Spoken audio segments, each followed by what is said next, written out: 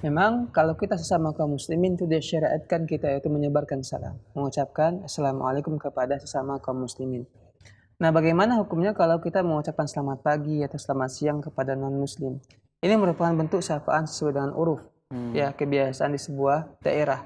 Maka yang seperti ini nggak masalah, ya, dia bentuk sapaan kepada, ya, selamat dalam arti kata, ya, meskipun sebenarnya mengandung doa di situ, ya, tapi bukan makna kita mendoakan untuk si non-muslim ini, tapi karena dia merupakan sebuah uruf atau kebiasaan di masyarakat untuk menyapa, memulai perkataan, ya, ataupun memulai pembicaraan dengan cara menyapa seseorang, maka dia mengucapkan selamat pagi ataupun selamat siang.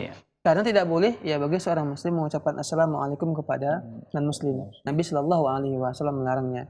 Jadi insya Allah memang tidak masalah, ya, kalau kita mengucapkan selamat pagi ataupun selamat siang kepada non-muslim. Baik, jazakumullah.